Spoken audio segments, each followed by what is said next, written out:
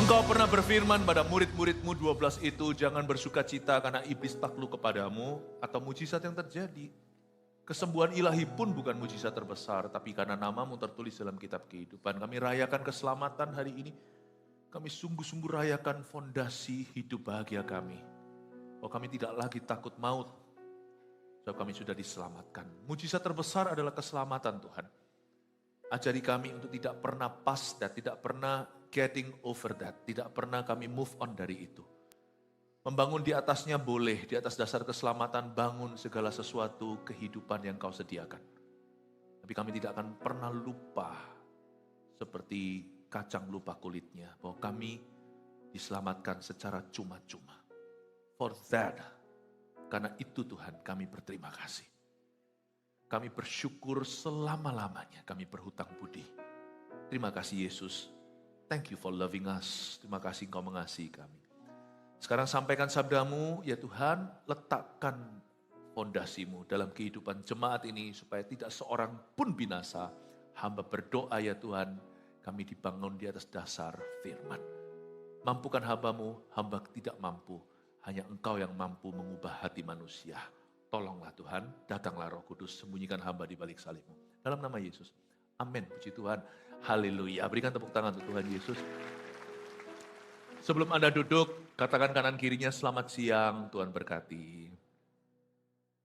Silakan duduk kembali, welcome home. Jemaat yang belum sempat ikut CGSC Connect Group Super Conference kemarin, CG Super Konferensi, saya akan menunjukkan laporan kemenangannya supaya Anda tidak ketinggalan. Oke? Kita saksikan dulu yang satu ini.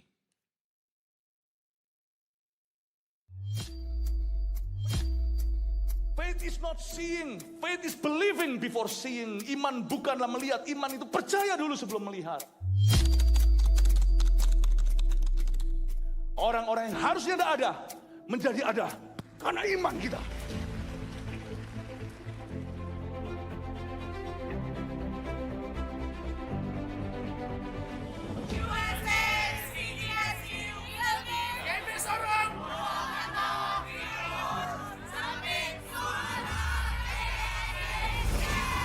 CG, dari unit itu kau mulai.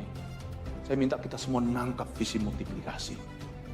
Tuhan bilang sama saya, beritahu sama jemaat, aku sudah ada di situ. Waktu aku naik ke perahumu, perahu itu langsung sampai ke tujuannya. Meskipun sekarang badanmu belum sampai ke tujuan, badanmu masih 2023, look at me. Spirit saya ada di situ. My spirit is already di 2033. It's done.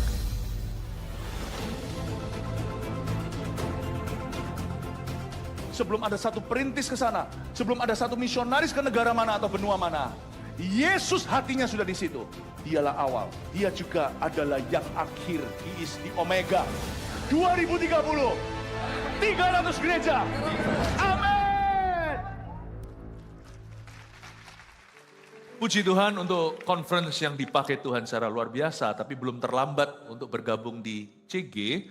Di CG iman kita akan bertumbuh pesat. Beda kalau kita hanya datang ibadah. Karena waktu kebaktian seperti ini perayaan, dan kita tidak kenal satu dengan yang lainnya. Tapi di CG, sekalipun hubungan itu ada resiko. Tetapi kalau itu kehendak Tuhan, pasti ada sesuatu. Jadi kalau Anda belum bergabung di CG, CG ada di setiap wilayah rumah Anda. Bergabunglah, buka diri untuk orang baru, jangan jadi orang kaku. Kalau kita belum mati, orang hidup itu harus bergerak. Saya dorong Anda kalau belum ikut CG ya, libatkan dirimu, Anda akan jadi berkat. Belum lagi Anda pasti akan diberkati oleh Tuhan. Yang sudah ikut CG atau CG members di sini, bolehkah dalam hitungan ketiga Anda bangkit berdiri? 1, 2, 3. Bangkit berdiri yang sudah ikut CG. Kasih tepuk tangan untuk mereka. Berarti tetap berdiri. Yang duduk belum ikut CG ya. Coba bisa lihat kanan kirinya, tolong di welcome. Ayo ikut yuk. Ya, gak usah kaku ya. Kita ini orang Indonesia cenderung kaku gitu loh. Malu-malu, jangan malu-malu lah. Ya, kita orang Indonesia itu maju. Coba katakan kanan kiri. Sekali lagi yang duduk itu, ayo ikut CG ya, ikut CG ya. Gini caranya. Kalau Anda yang seperti saya, gagap teknologi, gak bisa pakai QR barcode ini. Kalau Anda lihat barcode ini pakai HP sih keluar, nanti Anda bisa mendaftar. Ikut CG itu nggak usah dipaksa. Kalau itu sesuatu yang baik, kayak orang nikah gitu. Semua mau, nggak terpaksa. CG itu pernikahan anak domba Allah, pasti ada sesuatu di situ. Berkeluarga itu resiko, lebih enak jadi bujangan kata orang. Tapi kesepian, Tuhan nggak menciptakan kita kesepian. Di CG itu saya nggak perlu jebak Anda. Kalau Anda yang duduk ini masih duduk, nggak apa-apa tetap duduk dulu. Tapi next time kalau saya tanya begini, saya harap Anda sudah berdiri karena Anda sudah mendaftar. Ya, itu QR-nya di situ. Dan kalau Anda seperti saya, gagap teknologi, saya itu nggak ngerti gimana caranya gitu-gitu. Formulir tersedia, udah gerak cepat nih asyirnya. Coba lihat ya kanan kirinya yang duduk itu tanya, perlu formulir nggak? Kalau perlu coba dilambaikan. Anda yang berdiri yang sebagai kakak rohaninya lambaikan, tolong asyir ini ada beberapa, itu ada yang lambaikan tangan di situ ya. Itu asyir ada sudah siap dengan formulirnya. Kasih formulirnya. Iya puji Tuhan, haleluya. Saya bersyukur ya. Nanti juga pulang dari sini, di gereja kita di mana-mana selalu ada welcome lounge, minimal welcome corner kalau gerejanya masih perintisan. Di sini, di pusatnya, keluar sana sebelah kanan ada welcome lounge di ruang kaca. Tolong perkenalkan dirimu. Nanti dengan senang hati kami juga akan melayani Anda. Tolong ya Pak, saya digabungkan, dikonekkan dengan CG di mana yang terdekat. Saya percaya pasti akan cocok. Amin. Ya, di welcome corner, welcome lounge di sebelah sana. Puji Tuhan. Kita kasih tepuk tangan sekali lagi untuk semua. Haleluya. Silakan duduk. Seharian ini kita akan merayakan baptisan. Kita merenungkan kembali fondasi keselamatan. 5 ibadah menu khotbah tidak sama seperti biasanya. Kebaktian 1, saya sampaikan training penginjilan yang bukan untuk orang lain, tapi untuk kita dulu. Kita supaya tahu kita ini diselamatkan dari apa. 4 hukum rohani tadi sudah lewat. Kebaktian berikutnya ini dia semuanya. Puncaknya nanti di ibadah umum 5. Yang mau tahu apa kata Alkitab tentang neraka, saya tidak akan pernah jemu-jemu khotbahkan ini. Karena ini peringatan dari Tuhan supaya jangan satu orang pun binasa. Jadi nanti malam masih bisa bawa jiwa-jiwa baru datang ke gereja. Nanti pulang mandi setelah makan, istirahat sebentar, datang lagi. Mungkin ketinggalan beberapa temannya, lupa Anda ajak hari ini. Ayo diajak. Tidak boleh seorang pun binasa, karena Tuhan sudah mati bagi semua. Tapi di kebaktian sekarang ini ada sebuah pertanyaan yang sangat umum. Atau pertanyaan ini pernah sekali dilontarkan kepada Tuhan. Pertanyaannya adalah, sedikit sajakah orang yang diselamatkan? Buka dengan saya di Lukas pasal 13, ayat 22 sampai ayat 30. Saya akan bacakan ayat per ayat dan jelaskan. Sekali lagi, jangan ketinggalan satupun khotbah hari ini, karena lengkap paketnya tentang what is salvation, apa itu keselamatan. Karena kita tidak memeluk sebuah agama saja. Kekristenan itu bukan agama. Sebenarnya kekristenan itu adalah jalan keselamatan. Buat apa seseorang memperoleh seluruh dunia, punya segala sesuatu, tapi ujungnya dia binasa. Bukankah Yesus berkata, what good is it for a man to gain the whole world, but forfeits his soul? Apa baiknya jikalau seorang memperoleh seluruh bumi, seluruh dunia, tapi kehilangan nyawanya? Tapi pertanyaannya, betulkah hanya sedikit saja orang yang diselamatkan? Mari kita sekarang baca. Lukas 13 ayat 22. Kemudian Yesus berjalan keliling dari kota ke kota dan dari desa ke desa sambil mengajar dan meneruskan perjalanannya ke Yerusalem. Memang betul kalau Anda lihat di Lukas pasal 13, Yesus belum sampai Yerusalem. Dia masih OTW, jalan kaki. Kali ini waktu Yesus sampai ke Yerusalem, kira-kira di Lukas 19 baru nyampe, Yesus tidak akan kembali ke utara lagi. Karena Yesus memang turun ke selatan untuk mati di Kalvari. Tapi sementara itu Yesus gak jalan-jalan loh. Yesus itu misionaris yang utama. Dia turun dari sorga. Kalau kita kan lahiran bumi. Kita ini manusia biasa, tapi Tuhan ubahkan. Yesus bukan jalan-jalan, tapi Yesus berjalan keliling. Keliling itu berarti mondar-mandir. Dari kota ke kota. Dia sapu semua kota itu pun tidak tersapu bersih. Pelayanan Yesus hanya 3 tahun 4 bulan pelayanan publiknya. Nggak semua kota kena. Dan nggak semua desa. Ini tugas kita. Makanya GMS ada di setiap kota. Belum semua sih, apalagi di semua desa. Kita lagi OTW ke sana. Tujuan daripada mendirikan gereja bukanlah mendirikan gedungnya. Ataupun cuman kumpul rame-rame. Tujuannya adalah supaya bercokol Injil di sana tidak hit and run. Tidak tabrak lari. Kalau kita KKR bisa besar. Habis itu seperti gas yang lenyap. Tapi kalau ada sekelompok umat yang dididik, diajar, dimuridkan, Injil tidak kemana-mana, terus diberitakan. Tadi pagi saya juga menjawab pertanyaan seperti ini. Pastor Philip, kenapa jiwa-jiwa terus sih? Kalau ada yang gak suka, gak apa-apa kok. Tapi jangan halangi saya, karena saya mau taat sama amanat agung. Perkataan Tuhanku terakhir sebelum berpisah dengan murid-muridnya sebelum diangkat ke sorga adalah, pergilah, jadikan semua bangsa muridku. Kalau sana gak mau, gak apa-apa. Jangan suruh sini gak mau juga.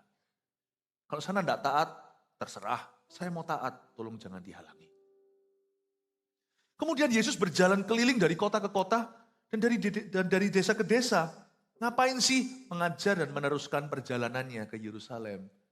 Ya Tuhan, pimpinlah langkahku.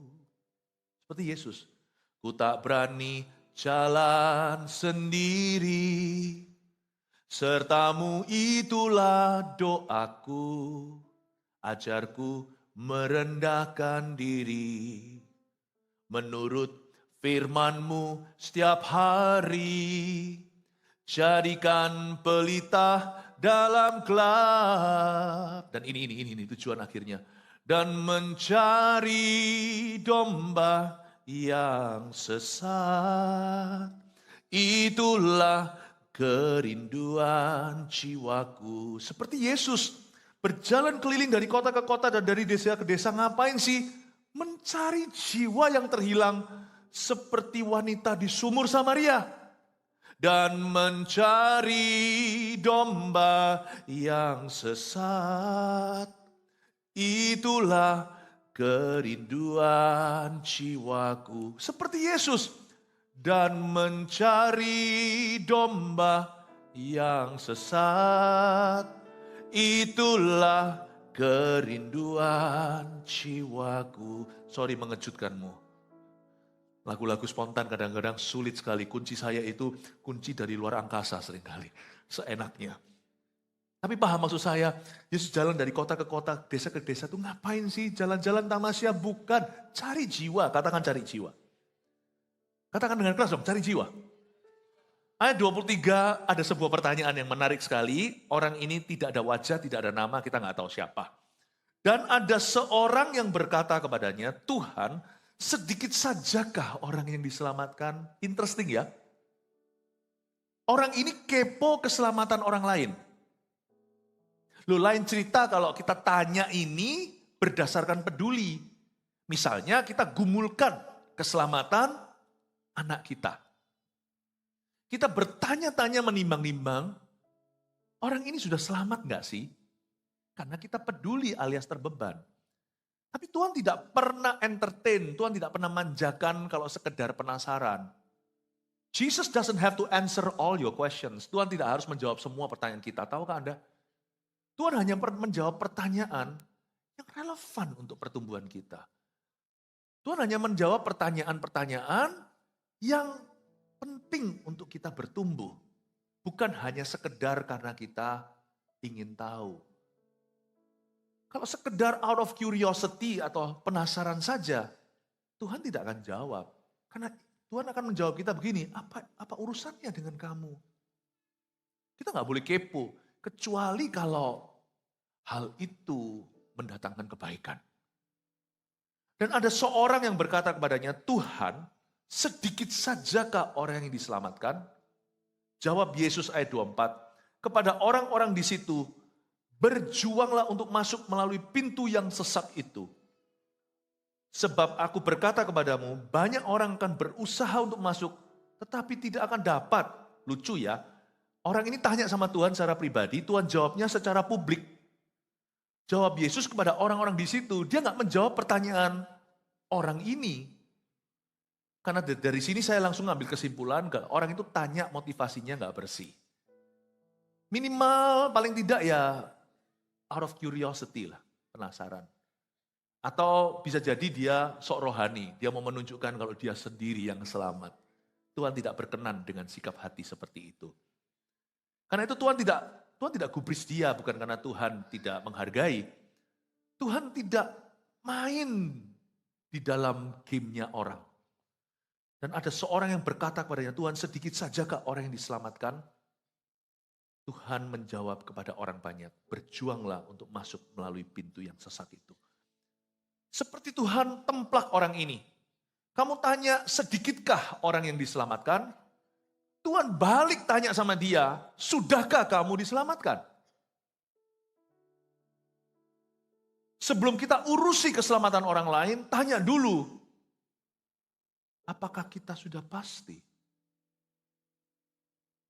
Ada seorang yang berkata, Tuhan sedikit saja ke orang yang diselamatkan. Berapa sih jumlahnya?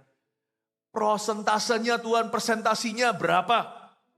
Tuhan berkata itu bukan urusanmu, tapi jawab Yesus kepada mereka, kamu berjuanglah untuk masuk melalui pintu yang sesat itu. The question really is, pertanyaan yang sebetulnya dan seharusnya adalah, sudahkah saya diselamatkan?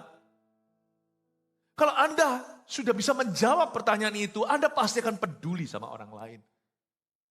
Ketika kita terjamah, ketika kita menemukan Yesus, kita mau keluarga kita juga menemukan Tuhan. Kalau kita sendiri sudah diampuni, kita melihat orang berdosa pasti terbeban. Aku dulu bejat, aku diberi kesempatan ketika melihat teman kita yang masih rusak, kita akan mendoakan mereka. Sebab kita tahu, kalau kita bisa, mereka juga bisa diselamatkan. Nah itu keluar dari kasih. Nah yang kayak gitu, Tuhan sangat-sangat hargai. Yang kayak gitu, Tuhan mau ajak dialog nih. Karena hatimu bukan sok tahu atau sekedar penasaran. Tuhan itu bukan sumber informasi, Tuhan itu sumber transformasi. Tuhan akan memberitahu kepadamu yang perlu kau ketahui. Tuhan akan memberitahukan sesuatu yang sesuai dengan takaran imanmu demi pertumbuhanmu. Tuhan itu tidak mau diajak berdebat sia-sia. Karena Tuhan tahu waktunya sudah dekat. Tuhan mengasihi pria itu yang bertanya. Tapi Tuhan Tuhan tidak menjawab pertanyaannya persis, apple to apple, head to head sama dia. Dia tanya ke Yesus, Yesus ngomong sama khalayak ramai semuanya. Yesus jadikan altar call bersama. Sedangkan kalian berjuanglah untuk masuk melalui pintu yang sesat itu. Sudahkah kamu selamat? Mungkin Tuhan menoleh ke orang itu. How about you? How about you? Dia tertemplak. So, kalau kamu merasa dirimu religius, bagaimana hubunganmu dengan Tuhan? Saya tidak tanya ritual agamamu, sebab agama tidak menyelamatkan. Tapi di dalam hatimu, sudahkah engkau bertobat dari dosa-dosamu? Sudahkah engkau berserah penuh? Sudahkah Anda melengsarkan diri sendiri dari tahta di hati? Siapa yang jadi Tuhan atas hidupmu? Dirimu? Kemauanku, mi. Percuma Anda memeluk agama karena agama tidak menyelamatkan. Jalan keselamatan itu ku telah mati dan tinggalkan cara hidupku yang lama. Semuanya sia-sia seperti lagu yang kita nyanyikan itu dari firman. Hidupku bukannya aku lagi, tapi sekarang Yesus dalamku. Sudahkah kau lengser dari tahta hidupmu? Sudahkah digantikan dengan Tuhan? Sebab bukan mereka yang berseru Tuhan, Tuhan yang akan diselamatkan. Tapi mereka yang melakukan kehendak Bapakku. Ini bukanlah peraturan agama, melakukan kehendak Bapakku yang pertama di sini yang mendatangkan keselamatan adalah menerima Yesus sebagai Tuhan. Sungguh-sungguh jadikan dia Tuhan atas hidupmu. Sudahkah kamu selamat? Bukan menurut pikiranmu, tapi selamat menurut firmanku. Are you safe? Mujizat terbesar adalah keselamatan. Peduli amat jika engkau disembuhkan. Orang di kolam Bethesda itu sembuh, lumpuh dari lahir. Tapi habis itu berkhianat menjual Yesus ke mahkamah. Kalau Anda baca dengan seksama, dia tidak bela Tuhan, tidak berdiri pada Tuhan. Karena ketakutan, ditekan, dia berkata, itu loh yang sembuhkan. Kesembuhan tidak menjamin. Tuhan sembuhkan karena Tuhan sayang.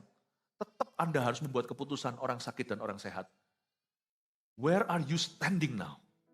In the face of eternity. Di mana Anda berdiri di hadapan kekekalan. Where do you stand? Masuk di dalam gereja juga tidak menjadi jaminan kalau Anda tidak pernah menerima Tuhan. Salah satu dari hukum rohani yang saya sampaikan di kebaktian 1 adalah Anda dan saya, kita semua harus menerima Yesus sebagai Tuhan dan Juru Selamat secara pribadi. Gak bisa ikut-ikutan. Ikut Tuhan itu gak bisa ikut-ikutan, sungguhan. Kita bisa rame-rame ke gereja, setiap orang akan ditantang oleh Roh Kudus. Setiap orang harus mengambil langkah imannya. Karena itu baptisan gak bisa diwakili. Waktu saya dibaptis dulu, 31 tahun lalu, saya gak masuk ke dalam, saya gak di kolam sih, saya dibaptis itu di sebuah danau di Kanada. Dingin, September itu. Waktu saya masuk ke dalam air, saya gak dibaptis mewakili ayah ibu saya. Mewakili saudara-saudara saya. Enggak. Saya dibaptis dalam nama Allah Bapa, Allah Putra, Allah Roh Kudus, di dalam nama Yesus itu untuk diriku. Setelah itu timbul kesadaran untuk mendoakan sisa keluargaku yang belum dalam Tuhan. Karena orang yang menyerahkan tahtanya kepada Tuhan, Tuhan pasti akan menggerakkan. Saya mulai berdoa siang dan malam untuk mereka yang masih tersisa. Alkitab mengatakan di sini berjuanglah untuk masuk melalui pintu yang sesak. Kata berjuang di situ dalam bahasa Yunaninya di kitab Injil, Anda harus tahu perjanjian baru itu pakai bahasa Yunani kuno. Perjanjian lama pakai bahasa Ibrani. Kata berjuanglah di situ artinya kurang lebih seperti ini dalam bahasa sehari-hari. Berkeringatlah, berdarah-darahlah, dan berusahalah. Ini bukan berarti kita berusaha untuk diselamatkan oleh perbuatan baik kita.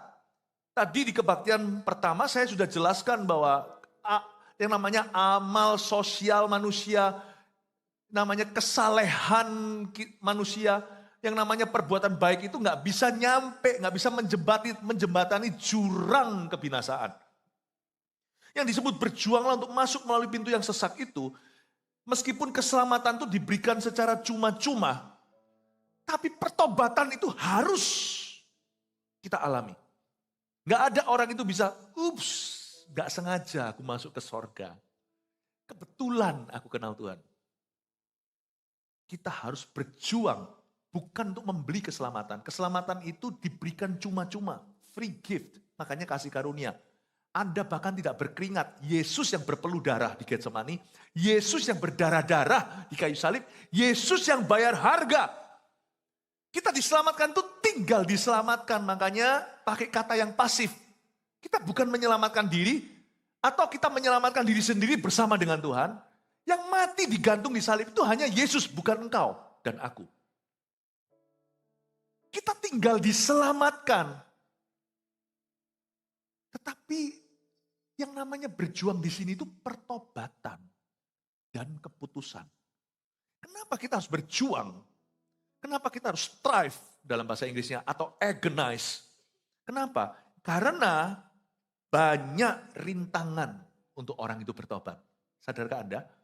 Jadi bukan Tuhan yang mempersulit keadaan, tetapi memang keadaannya sulit. Tambah tahun, tambah tua. Dunia ini semakin tua pula, semakin susah. Semakin susah orang ikut Tuhan. Dulu lebih gampang doa sebelum makan. Sekarang lebih malu, lebih tertekan. Anak muda untuk mau hidup kudus lebih sulit zaman ini. Tapi dari zaman Adam dan Hawa juga sudah sukar sekali. Yang membuat sukar, membuat sulit, itu bukanlah Tuhan. Tuhan memberikannya dengan cuma-cuma, Tuhan sudah membelinya dengan darah.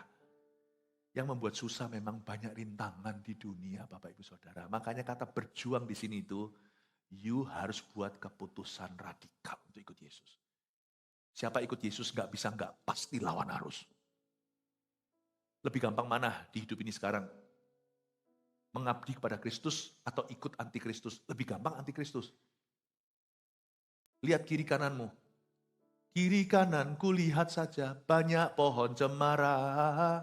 Lagu kecil, lagu masa kecil masih cemara. Sekarang lain zaman ini, zaman edan. Kiri kanan kulihat saja banyak sekali dosa. Tidak gampang. Bukan Tuhan yang membuat susah, tapi dunia yang membuat susah. Setan membuat susah. Roh jahat tahu bahwa waktunya sudah dekat. Iblis itu tahu dia tidak forever bisa menggoda dan menghalangi. Dia tidak selama-lamanya bisa bekerja. Sebab sudah menunggu dia yang namanya lautan api. Belum lagi satu lagi ini antek-antek yang harus Anda waspadai. Dunia sih semakin jahat. Kasih manusia semakin pudar. I know. Kejahatan silih berganti. Dunia memang akan semakin hari semakin merintangi. Belum lagi iblis. A real force, a real invisible force. Atau suatu kekuatan yang nyata namun tak terlihat. Kuasa kegelapan yang menentang Anda dan keturunan Anda untuk kenal Tuhan. Yang menentang gereja Tuhan. Lebih gampang kita mendirikan gereja. Atau lebih gampang dapatkan izinnya. Susah sekali. Anda harus tahu dunia ini tidak ramah kepada Injil. Karena kuasa kegelapan sedang bekerja dan dia tahu bahwa Injil itu adalah kekuatan Allah untuk menyelamatkan dan itu harus dilawan. Kalau dia tidak menentang, betul-betul nanti yang namanya setan akan kehilangan tawanan. Tahukah Anda lebih gampang masuk ke neraka di dalam dunia ada dua jalan? Yesus berkata ada dua gerbang, lebar dan sempit mana kau pilih. Yang lebar api, jiwamu mati, lagu sekolah minggu itu. Tapi yang sempit, ada glory, ada kemuliaan. Tahu nggak dunia akan mempersulitmu. Iblis akan mati-matian menghalangimu. Belum lagi ada satu lagi antek ini yang paling harus Anda waspadai. Kedagingan Anda. Daging manusia berdosa. Ayo saya tanya, lebih gampang berdoa atau tidur? Tawaran sekarang, ayo kita doa atau nonton Netflix? Nonton Netflix. Tanya aja, jangankan anak-anak muda, jangan salah yang muda-mudi terus lah. Papa mamanya kadang-kadang yang memberi teladan. Lebih mudah baca Alkitab atau HP-an, nge-game. Yang nge-game itu gak usah mikir, badan kita itu sudah langsung hulu ke hilir. Firman males mikir. Kedagingan kita ini loh, gravitasinya itu dosa.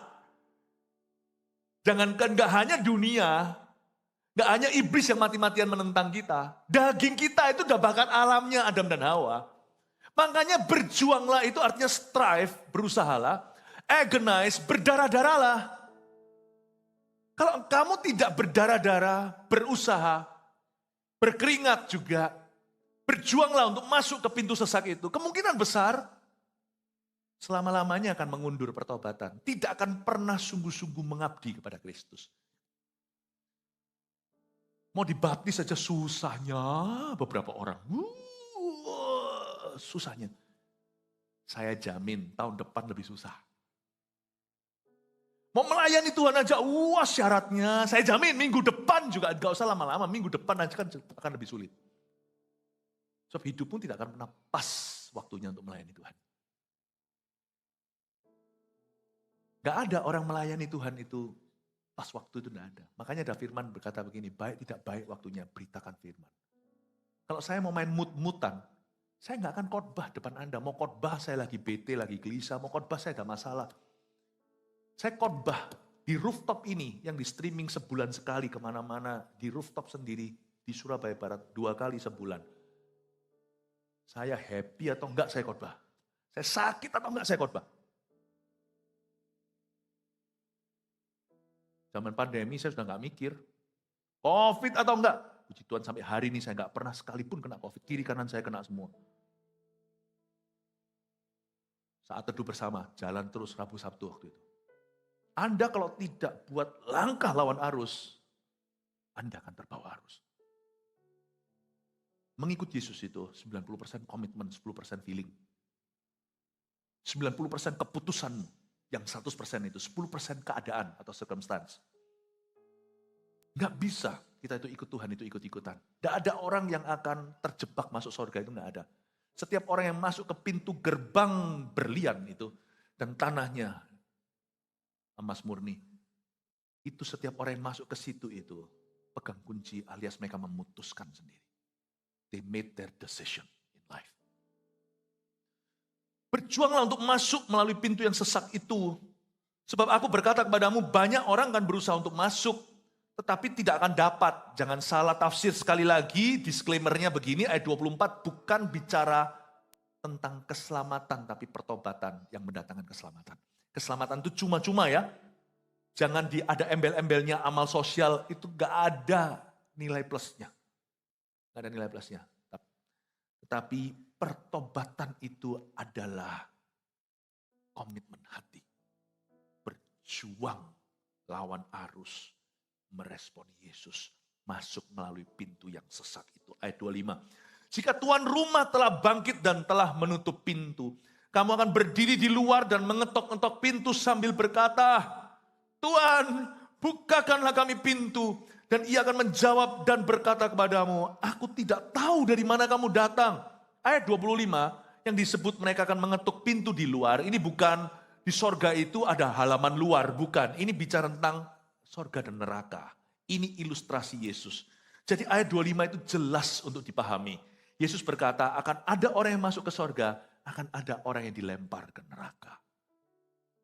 Dan Yesus berkata orang yang dilempar ke neraka itu akan berdiri di luar dan mengetok-ngetok pintu. Mereka menyesal tapi nggak dibukakan seperti zaman air bah Nuh. Setelah ditutup pintunya bahtera itu, mereka teriak-teriak juga tidak didengarkan oleh Allah. Sadari Bapak Ibu Saudara, jam kehidupan diputar sekali. Dan ada batas waktu anugerah. Batas waktu anugerah itu apa? Selama Anda masih hidup, Anda masih punya kesempatan. Tetapi Alkitab mengatakan dengan sangat jelas, ini firman. Bagi setiap manusia ditentukan hanya hidup sekali, tidak ada reinkarnasi. Saya tidak percaya reinkarnasi, nanti Anda lahir lagi jadi pangeran, Anda lahir lagi jadi kucing atau jadi kupu-kupu. Bagi setiap orang hidup hanya sekali, lalu penghakiman. Itulah masa anugerah. Jam kehidupan diputar sekali, tapi Yeremia berkata, jangan kau tunda, karena hati manusia itu licik. Kita nggak akan mengenali hati sendiri. Kita nggak akan mengenali. Karena itu jangan pernah kita semerta-merta kira kita masih muda atau masih banyak waktu. Kita pasti bisa bertobat nanti. Nggak tentu. Tapi kalau hari ini Tuhan mengetuk pintu hatimu, kata Ibrani, jangan keraskan hatimu seperti di Mara dan Meriba. Satu titik kalau Tuhan memutuskan, baiklah, kuberikan apa yang kau inginkan. Lalu keraslah hati itu membatu seperti hati Firaun, gimana? Firaun itu dikasih 10 tulah, juga tidak berubah. Hati manusia itu licik, kata Yeremia. Jadi kita nggak boleh tolak ukur masa anugerah itu batasnya hanya usia. Bahkan usia pun tidak tentu loh ya. Orang muda, orang tua setiap saat bisa dipanggil Tuhan. Tapi yang pasti ini ada suatu prinsip yang harus kita pegang di ayat 25 bahwa kalau pintu tertutup, then itu tertutup. When the door is shut, it is shut. Tuhan tidak pernah bermain di game manusia. Tapi manusia harus tunduk pada kedaulatan Allah. Keputusan Allah tidak bisa diselami karena rahasia. Kemuliaan raja dalam memegang rahasia. Tuhan yang menentukan. Makanya itu misalkan suami istri yang satu dipanggil pulang dulu. Jangan kepahitan sama Tuhan. Wong dulu lahirnya sendiri-sendiri. Tuhan kasih dia nomor datang. Tuhan kasih dia nomor arrival. Tuhan kasih dia nomor departure. Pastikan aja jangan kita pergi prematur. Jaga kesehatan. Jaga kekudusan. Kalau memang sudah waktu, ya waktu. Jangan kepahitan. Dari sisi Tuhan itu ada misteri yang kita tidak bisa pecahkan. Password-nya pun tidak diberikan ke kita. Bahkan di pengkhotbah Tuhan terang-terangan bicara di depan. Bahwa manusia tidak tahu masa depannya. Supaya mereka takut akan Tuhan. Kalau Tuhan panggil nomormu, ya panggil nomormu. Tuhan tidak tahu, tidak peduli usianya itu 77, bahkan 90, atau yang sampai hidup sampai 102, atau yang 17 with 17-an. Atau bahkan anak kecil. Kita nggak tahu. Kalau hidup ini penuh dengan misteri, apalagi kematian. Jam kehidupan hanya diputar sekali Bapak Ibu. Tapi yang saya tahu adalah, when the door is shut, it remains shut. Kalau pintu tertutup, dia akan tertutup. No one can open it. Tidak ada yang bisa membukanya dari sisi manusia. Kita harus mengerti ayat ini, Tuhan memberi peringatan. Dan setelah Tuhan mengetuk pintu, mereka akan berkata, Tuhan bukakan pintu. Coba lihat ya, apa kata Yesus. Dan ia akan menjawab, mereka berkata kepadamu. Ia akan menjawab dan berkata kepadamu, aku tidak tahu dari mana kamu datang. Loh, saya kira Tuhan Maha tahu. Kok di sini Tuhan mengaku tidak tahu? Aku tidak tahu dari mana kamu datang. Ini bukan pengetahuan. Tuhan tahu setiap manusia. Ini dipandang dari sisi hubungan. I don't know you. I don't know. Aku tidak tahu kamu. Misalnya kalau ada orang yang mentang-mentang misalnya datang ke pabrik Anda atau ke toko Anda gitu. Loh, aku dikenal sama Cicu. Ya, namanya Cicu. Aku kenal. Wah, aku nih gini. Mungkin Cicunya kenal. Dia mau ambil barang, bayar nanti. Gampang lah, aku gak bawa cash. Ngomong sama satpam, apa-apa nanti. Nanti gampang hitungan ke depan. Biasanya siap akhir bulan nanti. Aku nih sama Cicu tuh begini loh. Ditelepon kan. Ci, betul ya Ci, ini temennya ya. Ini. Iya sih. Malu gak orang diginiin ya? Tapi ya aku tahu dia. Tapi kita gak akrab. Dengan kata lain kan, SK, SD, sok kenal, sok dekat. Dia ngaku-ngaku, aku enggak kenal tuh. Loh, kalau dibilang enggak kenal sih, aku tahu memang dia temen dari zaman aku sekolah. Tapi enggak pernah hubungan kok, enggak pernah hubungan. Tiba-tiba datang ambil ini gampang lah. Mungkin Cicu ini beli jualan mesin-mesin gitu lah ya, apa gitu ya, enggak tahu apa. Ambil dulu beberapa gampang. Boleh enggak Ci kalau gitu diambil dulu? Ya enggak boleh lah. Untung kamu tanya, oh iya Ci, makanya saya tanya dulu sama Taci. Iya tanya dulu. Maaf ya, Cicu bilang gak boleh supaya marah, dia protes. Oh, apa itu, beritahu sama Cicu ya. Oh gak setia kawan, emangnya lu aja yang punya barang ini. Aku pergi ke toko sebelah, terima kasih sudah berbelanja di sini. Dia bisa ngamuk-ngamuk karena sesama manusia. Tuhan, lu gimana ngamukin? Tuhan kata, aku gak kenal dia. Kita gak punya hubungan. Enyah kamu, aku tidak tahu kamu. Kebalik, karena kita yang butuh. Kalau pelanggan kan raja. Tapi kalau akhirat Tuhan rajanya, Tuhan berkata, aku gak kenal kamu kok. Nah, orang ini sebelum binasa, orang-orang yang dalam ilustrasi Tuhan, protes dulu begini ayat 26. Maka kamu akan berkata, kami telah makan dan minum di hadapanmu. Dan engkau telah mengajar di jalan-jalan kota kami. Kami telah makan dan minum di hadapanmu, berarti mereka mengaku, mereka punya some association with Jesus, bukan hubungan lah. Punya semacam benang merah sama Tuhan lah. Nggak bisa Tuhan, nggak boleh aku dilempar ke neraka. Mamaku Kristen. Ada some association, paham ya? Ada semacam tali. Bukan hubungan, tali koneksi sama Tuhan. Kalau Anda kira surga itu bisa KKN, you're so wrong. Dua orang ayah dan anak pun membuat keputusan sendiri. Tuhan tidak pernah berkata, ayah makan apel masam, anak ngilu giginya. Tidak. Setiap orang akan mati dalam dosanya sendiri. Dan setiap orang akan diampuni berdiri sendiri di hadapan sang anak domba. You cannot even save your child. Makanya keselamatan sedikit saja ke orang diselamatkan, jadi saya ngerti sekarang. Jawabannya iya. Berapa banyak? I don't know, saya enggak tahu.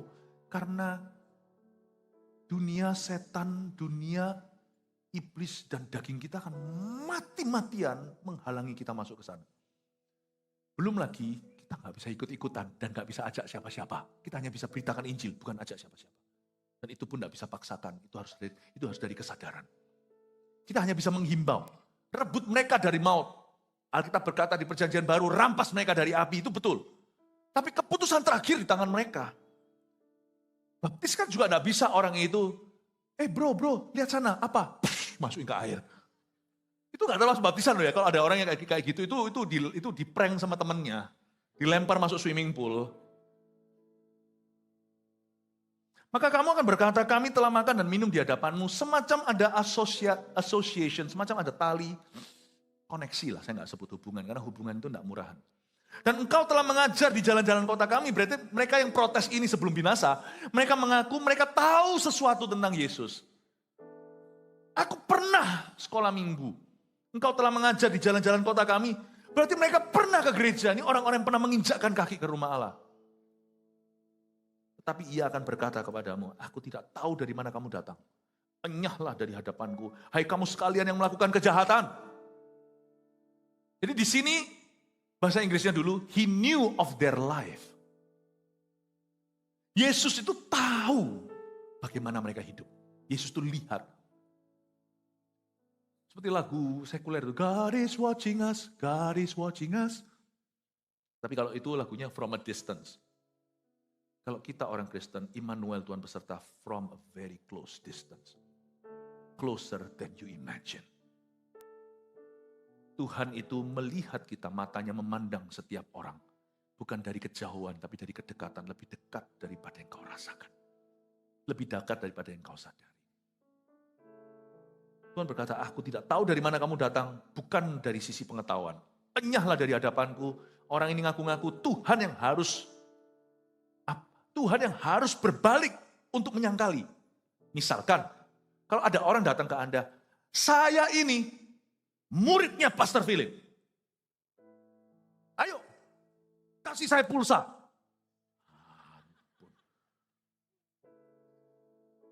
Saya beritahu ya, sekalipun orang itu pernah foto sama saya, kan saya kalau foto sama orang kan pasti banyak ya, kita hamba-hamba kadang-kadang kalau foto kan jemaat itu terlalu baik.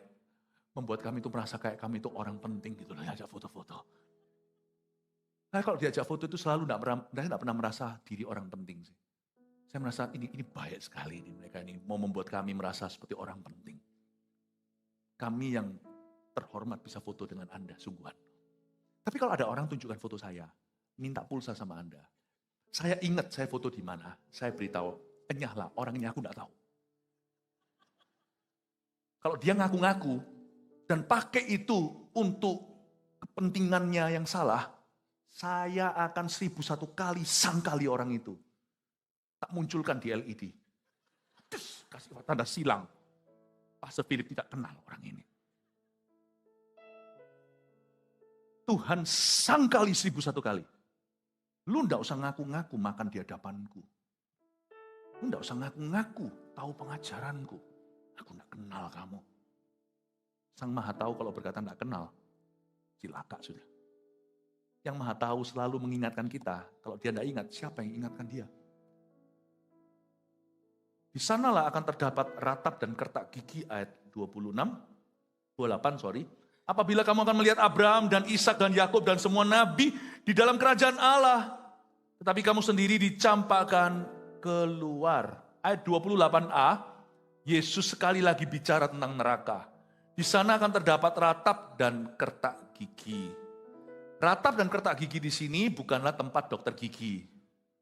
Ratap dan kertak gigi di sini adalah sebuah kiasan tentang api penghakiman, di mana orang kesakitan. Dan the pain is real, neraka itu bukanlah buatan ide manusia. Neraka itu dalam firman. Di sanalah akan terdapat ratap dan kertak gigi. Di sini Yesus jelas-jelas mentah-mentah memperingatkan mereka bahwa orang-orang ini yang disebut dalam ilustrasi, mereka akan berakhir di dalam api neraka. Makanya hari ini para pengkhotbah harus bercermin sama Tuhan Yesus. Berita tentang neraka sudah jarang dikhotbahkan. Kenapa? Tidak populer. Kurang populer. Selain itu kontroversial. Tapi sadarkah Anda bahwa Yesus bicara tentang neraka lebih banyak daripada tentang sorga di dalam kitab Injil? Mungkin kalau tentang sorga nggak usah terlalu banyak dibuai lah. Karena kerjaan kita banyak untuk berbuah. Kita tahu cukup. Serahkan semuanya pada Tuhan kalau hati kita sudah berserah. Neraka itu orang perlu diperingatkan berkali-kali. Karena manusia cenderung untuk meremehkan peringatan Allah. Sadarkah bahwa Yesus terang-terangan bicara tentang neraka? Hari ini banyak di sugar coating kalau dalam khotbah.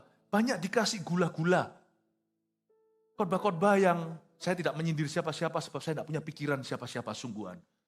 Tapi saya ingin untuk mengingatkan Anda. Jangan sampai hanya mau dengarkan firman apa yang telingamu ingin. Jangan hanya mau dengarkan apa yang telingamu ingin dengarkan. Sadarkah bahwa kalau enggak gitu kita hanya, apa yang diberitakan hari-hari ini hanyalah sifatnya motivasi. 1, 2, 3 gimana caranya happy. 3, 4, 5 gimana caranya bisa bahagia. 6, 7, 8 gimana kita bisa menjadi orang yang diberkati dengan kekayaan. Berkali-kali khotbah Tuhan itu dengan keras berkata, terus terang dia berbicara, bertobatlah, kerajaan sorga sudah dekat, kapak sudah segera diayunkan pada setiap pohon anggur yang tidak berbuah. Dan semua rantingnya yang kering itu akan dilemparkan ke dalam api, di mana akan terdapat ratap dan retak gigi. Bapak Ibu Saudara, Jesus clearly warns us of the reality of hell. Makanya di ibadah yang terakhir nanti, saya akan menyampaikan tentang itu, apa kata Alkitab tentang neraka. Kalau Anda ketinggalan 1-2 jiwa yang harusnya Anda bawa ke gereja hari ini, belum telat, klimaks malam hari ini nanti, saya akan khotbah tentang ini. Bawa mereka datang. Kamu akan melihat, di sanalah akan terdapat ratap dan retak gigi itu di neraka. Apabila kamu akan melihat Abraham dan Ishak dan Yakub dan semua nabi di dalam kerajaan Allah. Tapi kamu sendiri dicampakkan keluar. Lalu Tuhan di ayat 28b bicara tentang sorga. Di sorga ada Abraham, kita akan lihat ada Ishak, ada Yakub, ada nabi-nabi di perjanjian lama, ada rasul-rasul di perjanjian baru. Tapi kamu sendiri dicampakkan keluar. Dari sini kita bisa pelajari bahwa heaven, sorga adalah tempat istirahatnya orang-orang yang diselamatkan. Sorga adalah the place of good company, tempat kita akan bertemu dengan orang-orang yang familiar sama kita. Kabar baik buat Anda yang sudah ditinggal mati oleh seseorang yang Anda kasih, namun orang itu sudah diselamatkan. Namun orang itu namanya sudah tertulis dalam kitab kehidupan. Dia adalah anak Tuhan. Kita akan ketemu lagi, kita akan reuni. Ini kabar baiknya. Tadi barusan saya doakan jemaat di ibadah sebelum ini. Ada yang ayahnya baru meninggal 2 tahun ini. Saya hanya mengucapkan kata-kata simpati dan empati. Saya berkata, maaf ya. Saya sempat doakan sebelum beliau meninggal dunia. Saya berkata, maaf ya. Tuhan tidak jawab dengan mujizat, tetapi tetap mengangkatnya. Tapi kabar baiknya, saya berkata, Anda akan ketemu dengan Papa lagi. Karena Papa sudah dalam Tuhan. Ya. Bapak Ibu Saudara, sorga adalah the place of rest. Tempat istirahat. The place of good company. Jangan heran nanti di sorga kita akan bertemu dengan wajah-wajah yang familiar yang kita kenal. Sorga bukan tempat demensia atau tempat pikun. Sorga adalah tempat kemahatauan Allah. Kita akan mengenal setiap orang. Ada suara-suara yang kita pernah dengar. Dan itu membuat kita bahagia. Kita akan dengar lagi di sana. Suara tante, suara suami yang sudah dipanggil pulang, suara papa, suara anak Anda yang mendahului Anda. Suatu musibah dalam keluarga harus menguburkan anak sendiri. Seharusnya kan papa mama yang dikuburkan anaknya. Tapi kabar baiknya kalau anak Anda sudah dalam Tuhan, Anda akan ketemu dan bisa pegang wajahnya lagi. Surga bukan hanya tempat familiar, yang kita nggak kenal pun kita akan diperkenalkan. Tapi kita yang tahu firman, tahu familiar stories atau cerita-cerita yang tidak asing bagi kita. Kita akan ketemu semua tokoh-tokoh di Alkitab ini, yang pasti nggak ketemu Yudas Iskariot, nggak ketemu orang-orang yang binasa, tapi kita akan ketemu orang-orang yang diselamatkan. Ayat 29, dan orang akan datang dari timur dan barat, dari utara dan selatan, dan mereka akan duduk makan di dalam kerajaan Allah. Heaven is the place of fellowship, tempat fellowship persekutuan. Saudara-saudara seiman yang diselamatkan dari segala bangsa, timur, utara, barat, selatan, dan dari segala zaman. Yang tidak di Alkitab, kita akan ketemu dengan orang-orang yang martir-martir Kristus. Bukan hanya itu, kita akan bertemu dengan orang-orang kudus sepanjang zaman. Di sorga tidak ada orang kesepian. Ini penghiburan juga, sedikit penghiburan. Dalam keselamatan itu ada banyak kebenaran. Salah satu kebenaran yang bisa menguatkan hati orang yang berduka dan berkabung adalah orang yang meninggalkanmu itu dia happy kok. Kalau dia dalam Tuhan. Dia bentar lagi, gak lama, gak kerasa lama, kekekalan itu tidak terasa waktu, akan ketemu dengan Anda. Yang ditinggal ini loh yang susah. Kerasa lama karena memorinya, paham ya? Tapi kalau Anda susah, takut nanti beliau ini kelaparan, gak makan, itu kan kepercayaan lain. Jangan ikut-ikutan yang gitu, superstisi. Kekristenan itu punya kepercayaan sendiri. Mereka tidak telanjang kok, mereka tidak kedinginan. Terus terang saya beritahu ya, sedihnya waktu pisah. Kalau sempat bisa say goodbye sebelum mati atau meninggal dunia, susah. Rasanya dia harus meninggalkan keluarganya. Tapi waktu ketemu Tuhan, bukan dia lupa sama keluarganya. Dia akan dihiburkan. Senang sekali, sorga itu tidak kesepian. Anda tidak perlu bakar apa untuk orang itu. Anda tidak perlu beri makan. Yang perlu makan itu Anda, bukan dia. Sungguhan, di situ dia happy sekali. Bayangin ketemu orang kudus segala zaman. utara, barat, timur, selatan. Kelihatan Abraham, Ishak, Yakub, Musa semua. Bayangkan betapa indahnya waktu itu. Dia gak akan terasa waktu. Ada yang kerasa. Kangen mama. Ada yang kerasa. Kangen adikku. Atau kangen kakakku. Ada yang terasa. Hiburlah hatimu dengan firman. Gak usah hiburkan orang mati. Mereka gak perlu hiburan. Mereka sudah ketemu Tuhan. Tapi kalau mereka matinya binasa, ya apa boleh kata. Udahlah. Biar orang mati mengubur orang mati. Gak bisa apa-apa atau Anda. Yang hidup itu tanggung jawabmu. Apakah mereka sudah diselamatkan? Tanya itu. Bukan kepo. Tapi tanya sebagai doa. Tuhan, aku berdoa. Orang tuaku agar diselamatkan. Aku berdoa. Buat apa aku terus ke gereja makan minum di hadapanmu. Mendengarmu mengajar di jalan-jalan kota kami. Tapi suamiku sendiri binasa. Istriku sendiri binasa. Keselamatan itu segala-galanya. Ayat 30, dan sesungguhnya ada orang yang terakhir akan menjadi orang yang terdahulu. Dan ada orang yang terdahulu yang akan menjadi orang yang terakhir. Yang terdahulu, yang belakang, terbelakang, sekarang duduk di depan. Yang dulu duduk di depan, sekarang duduk di paling belakang. Maksudnya apa loh? Ini maksudnya begini. Ini yang saya sebut sebagai the wonder of grace and the wonder of sin. Keajaiban kasih karunia. Orang bobroknya kayak si Saulus yang menganiaya jemaat. Ini orang ya sudah kayak gereja setan sungguhan. Dia itu bunuh hamba-hamba Tuhan. Bisa jadi Rasul Paulus loh kalau dia bertobat. Tapi Yudas Iskariot yang notabene adalah seorang rasul. Salah satu dari 12 rasul besar. Shareholder 1/12 rasul anak domba. Luar biasa. Jatuh begitu low, begitu rendahnya gara-gara dosa ketamakannya. Menjual Yesus untuk 30 uang perak itu gak banyak. Jual Yesus lebih mahal kayak. Jual Yesus demi karir itu apa-apaan. Jual Yesus demi jenderal itu buat apa? Murahan. Jual Yesus demi konglomerasi buat apa? Emangnya nanti mati bawa money? Jual Yesus demi apa? Cuma demi, ya jual Yesus demi 30 uang perak itu harga seorang budak. Zaman slavery manusia diperjualbelikan. Belum human trafficking. Dia jual Yesus cuma 30 uang perak. Memang bisa beli akal dama, beli tanah, darah. Tapi memang tanah itu tusuk sate lah zaman itu.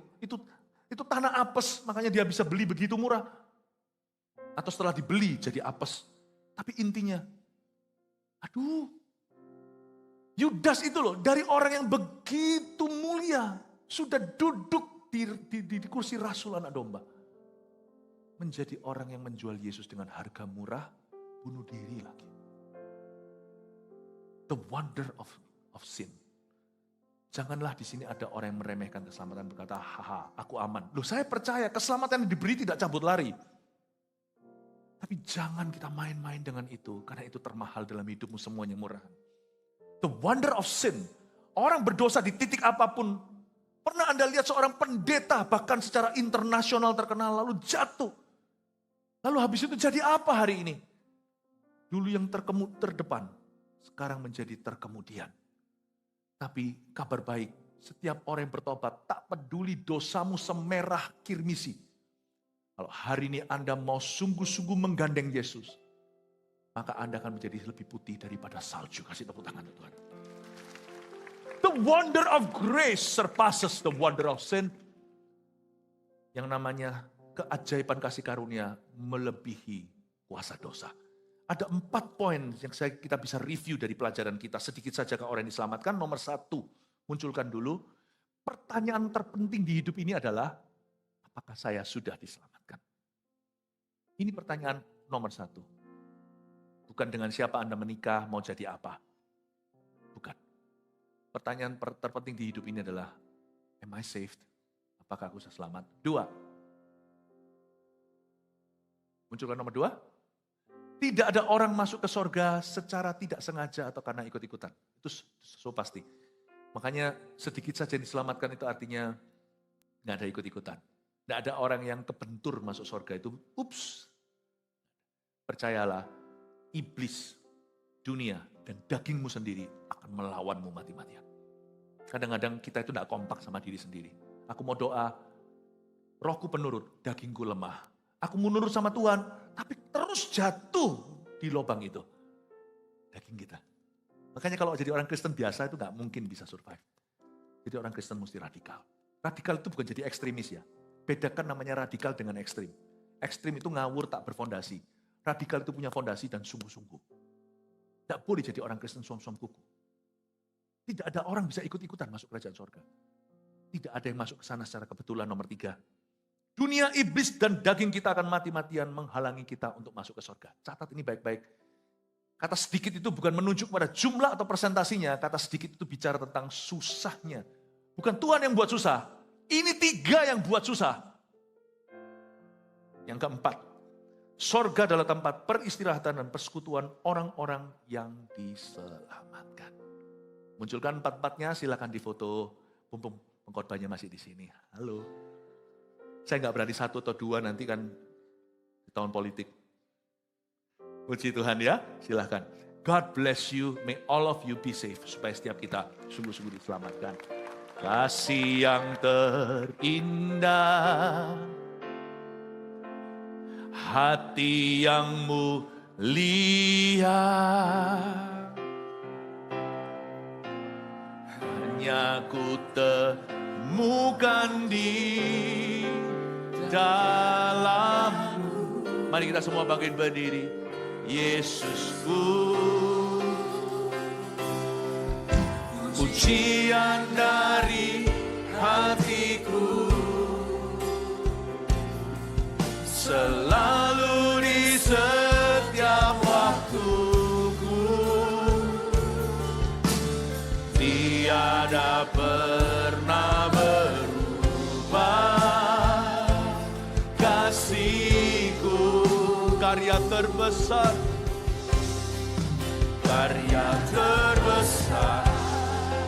dalam hidupku, pengorbananmu yang selamatkanku. Engkaulah harta yang tak ternilai, yang ku miliki dan ku hargai. Yesus, Engkau ku kagumi. Kasih yang terindah. Haleluya. Kasih yang terindah, hati yang mulia, hanya ku temukan di dalammu, Yesusku. Pujian dari hatiku, selalu di setiap waktuku, tiada pernah berubah kasihku. Karya terbesar keselamatan. Oh, dalam hidupku, pengorbananmu yang selamatkanku. Engkaulah harta yang tak ternilai, yang ku miliki dan ku hargai.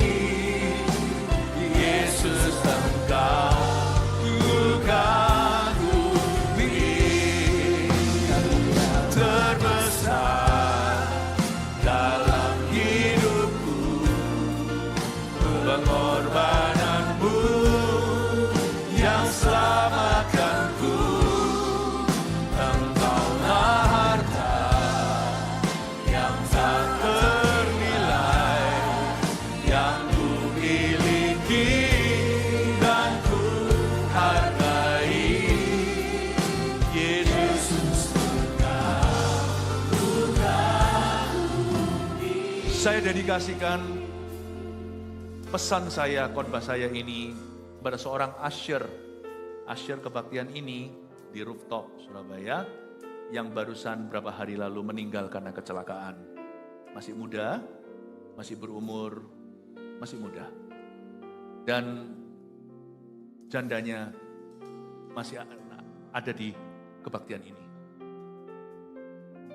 Oh, ibadah 3 nanti. Nanti saya akan ketemu, kita akan ketemu. Mereka belum dikaruniai anak. Beliau yang telah meninggal namanya Weli. Bukan Pak Weli biasanya itu yang lucu, yang bundar-bundar itu ya. Ini Pak Weli yang lain. Saya tidak tahu mengapa orang baik meninggal dengan cara demikian. I don't know. Tapi saya tahu, asyir-asyir kita ini orang-orang yang baik-baik. Tapi yang pasti ada satu hal, kita semua yang sudah di dalam Tuhan, nothing tulus dalam kehidupan. Even death, kematian pun bisa menjadi sesuatu yang menguntungkan. Kematian, katakan, death is a gain, bukan? If life is Christ, hidup adalah Kristus, mati adalah keuntungan. Kita akan doakan dulu ya, meskipun orangnya ada di sini, nanti ketemu setelah ibadah ini, mungkin langsung ke ibadah berikutnya. Kita doakan Nelly, istrinya. Tuhan Yesus, hamba berdoa untuk dia ditinggalkan, berikan kekuatan, penghiburan, tidak akan ada jawaban. Pertanyaan why, mengapa, tidak akan ada jawabannya. Tetapi what's next? Ke depan hamba berdoa supaya Nelly kau berikan kekuatan. Kami bersyukur Tuhan bahwa Welly, ya Tuhan sudah menjadi anak Tuhan. Dalam hidupnya dia sudah mengikut Yesus. Hamba bersyukur suatu hari sekarang hambamu sudah serah terima tentunya dengan Gembala Agung yang jadi gembala pendetanya sekarang yang sempurna yaitu Yesus. Someday though, kami semua akan berkumpul bertemu. Tapi sekarang waktunya kami rayakan kehidupan. Bahwa masih ada banyak orang yang kami mau ajak untuk kenal Tuhan. Tak terkecuali hari ini, sebentar lagi baptisan akan diadakan di ruang itu. Kami berdoa Tuhan setiap orang yang dibaptis menempuh hidup baru. Di dalam Kristus ada sukacita yang besar, ada damai sejahtera yang tidak bisa dibeli dan ditawarkan oleh dunia.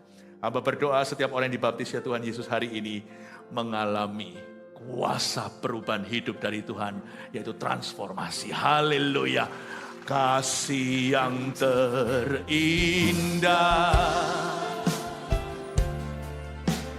hati yang mulia. Yang mau dibaptis sudah mulai bisa masuk ke dalam kolam.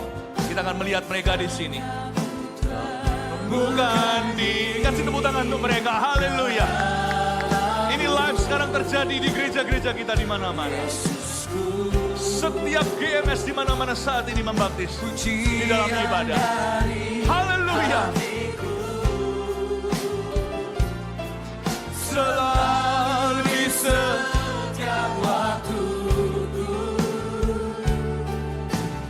Tiada pernah berubah kasih-Mu. Karya terbesar dalam hidupku, pengorbananmu yang selamatkanku. Engkaulah yang tak ternilai, yang ku miliki. Oh haleluya, berikan sorak-sorai bagi Tuhan. Hargai Yesus, Yesus Engkau ku kagumi. Karya terbesar dalam hidupku, pengorbananmu yang selamatkanku. Haleluya. Kami membaptismu dalam nama Allah Bapa, Allah Putra dan Allah Roh Kudus. Dalam nama Yesus Kristus. Haleluya. Berikan sorak-sorai bagi Tuhan. Yesus Engkau ku kagumi. Sementara baptisan ini terus berlanjut, giliran Anda yang menyusul. Apa kata Alkitab tentang keselamatan? Simpelnya begini. Bertobatlah dan berilah dirimu dibaptis. Kisah Para Rasul pasal 2 ayat 30. Untuk pengampunan dosamu. Bukan baptisan yang menyelamatkan, tapi pengorbanan Tuhan. Tapi kalau Anda diselamatkan hari ini, jangan ragu untuk dibaptis. Karena langkah pertama orang selamat, langkah ketaatan mereka adalah memberi diri dibaptis dalam nama Bapa, Putra, dan Roh Kudus. Kalau itu Anda, hari ini Anda belum menerima Yesus. Karena firman Tuhan berkata, barang siapa menerima dia diberinya kuasa untuk menjadi anak-anak Allah. Yaitu mereka yang percaya dalam namanya. Anda perlu menerima Yesus, tidak bisa ikut-ikutan. Masuk surga tidak bisa karena tradisi. Dan bukan roh agamawi, tapi keputusan pribadi. Kalau Anda hari ini sadar, aku selama ini belum pernah sungguh-sungguh meresponi. Dan memberi hidupku secara sengaja dan mengundang Yesus masuk dalam hatiku. Pakailah waktu ini untuk altar call sebagai kesempatanmu. Kita akan nyanyikan lagu ini sekali lagi.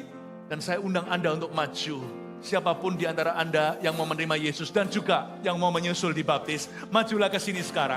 Haleluya. Karya terbesar dalam hidupku. Pengorbananmu yang selamatkanku. Engkaulah harta yang tak ternilai. Kalau kita melihat ada yang maju, nanti kita kasih tepuk tangan. Karena malaikat Tuhan bersorak-sorai. Haleluya, welcome home. Yesus engkau kukah. Welcome home. Karya terbesar. Welcome. Dalam hidup sambil bertepuk tangan. Kita welcome mereka. Pengorbananmu yang selamat. Welcome home. Welcome home. Yang tak ternilai. Kalau masih ada, jangan malu sekarang waktumu. Segera maju. Haleluya. Dan di gereja kita di mana-mana sekarang, majulah. Majulah ke altarnya. Haleluya. Buka bumi. Karya terbesar dalam hidupku. Pengorbananmu yang selamatkanku. Engkaulah harta yang tak ternilai yang ku miliki dan ku hargai. Yesus, apapun dosamu, semerah kirmisi menjadi lebih putih dari salju. Ayo maju. Haleluya. Karya terbesar hidupku. Pengorbananmu yang selamatkanku. Engkaulah harta yang tak ternilai. Mari lahir baru. Mari lahir baru oleh firman. Mari lahir kembali oleh Roh Allah. Mari lahir kembali oleh Roh Suci. Haleluya. Mari maju. Karya terbesar dalam hidupku. Mu yang selamatkanku. Engkaulah harta yang tak ternilai yang ku miliki dan ku hargai. Yesus engkau ku kagumi. Yesus engkau ku kagumi. Yesus engkau ku kagumi. Haleluya.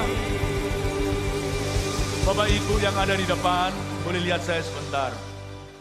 Perkara seperti ini adalah perkara yang ajaib. Saya sendiri mengalaminya 31 tahun lalu ketika ada altar call oleh gembala sidang. Saya maju ke depan. Disitulah saya diselamatkan. Saya tidak remehkan pengalaman seperti ini. Ini pengalaman antara hidup dan mati, sorga dan neraka itu dibuat di sini. Saya ajak Anda semuanya untuk berdoa, ikuti saya ya. Bisa letakkan tangan di dada seperti ini. Sebab firman Tuhan berkata, dengan hatimu kau percaya, dengan mulutmu kau mengaku, kau dibenarkan dan diselamatkan. Percaya bahwa Yesus adalah Tuhan. Dia mati bagi dosamu. Dia bangkit pada hari ketiga. Bahwa Allah membangkitkannya dari antara orang mati. Ikuti saya kalimat dengan kalimat, bukan supaya hatimu percaya saja, supaya mulutmu mengaku. Katakan, Tuhan Yesus, terima kasih Engkau mengasihi aku. Aku mengakui bahwa aku telah berdosa kepadamu. Ampuni aku, masuklah dalam hatiku. Aku percaya Kau mati di kayu salib untuk menebus dosaku. Kau bangkit pada hari ketiga. Engkau hidup selamanya. Mulai hari ini, hiduplah di dalamku sebagai Tuhan, Juru Selamat, dan Rajaku. Selama-lamanya. Dalam nama Yesus. Amin. Kasih tepuk tangan untuk mereka. Bisa dalam hitungan ketiga seluruh jemaat ngomong begini sama orang yang maju. Jesus loves you. Bisa? 1, 2, 3. Jesus loves you. Kasih tepuk tangan untuk mereka. Haleluya. Yes, Jesus loves me. Gak apa-apa, tinggi gak apa-apa. Yes, Jesus loves me. Yes, Jesus loves you. The Bible tells me so. Yes, Jesus loves you. Yes, Jesus, katakan, loves you. Yes, Jesus loves you. Yes, Jesus loves us. The Bible tells me so. Berikan tepuk tangan untuk mereka. Ayo segera dibaptis, ikut CG juga ya, supaya jangan sampai dari sini kita tercuri lagi. Sebagai gembalamu, I love you with the love of Jesus. Saya mengasihi Anda dengan kasih Yesus. Dan Anda juga semua yang belum ikut CG, QR-nya munculkan di sini, cepat diklik itu. Jangan lupa semua kita butuh bertumbuh. Jesus loves you. Kasih tepuk tangan untuk mereka sekali lagi, silakan kembali ke tempat duduknya. Haleluya, kita mesti rayakan ini ya. Dan sebelumnya kita ucapkan ke kanan kirinya seperti ini. Berbahagialah, namamu sudah ditulis di kitab kehidupan. Bisa?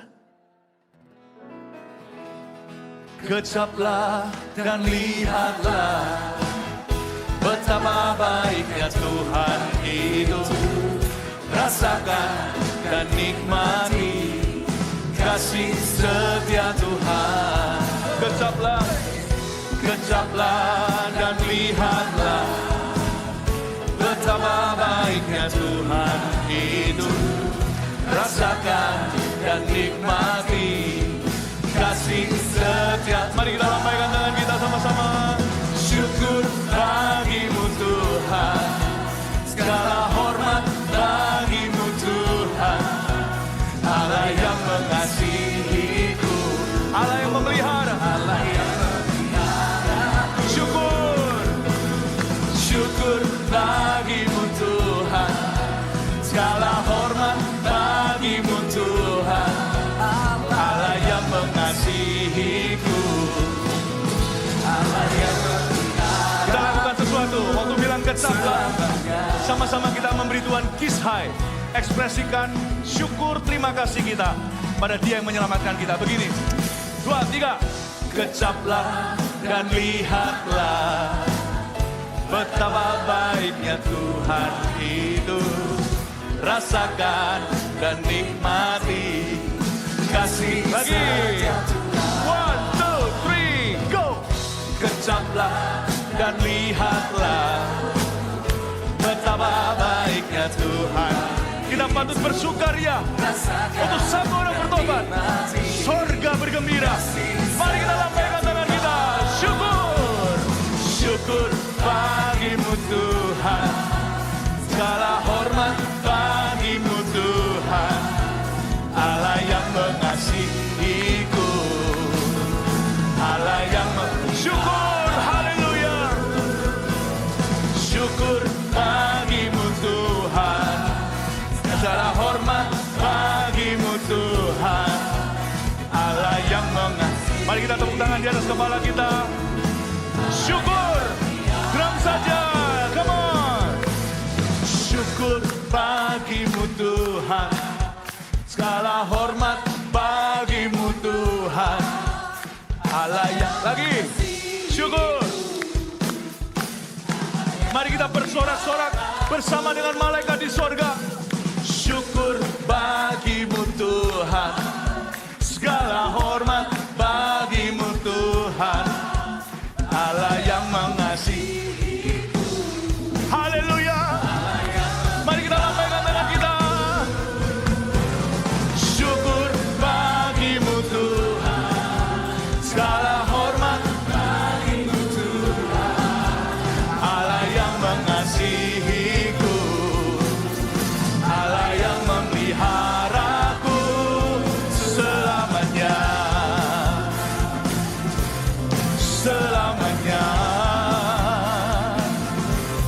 selamanya.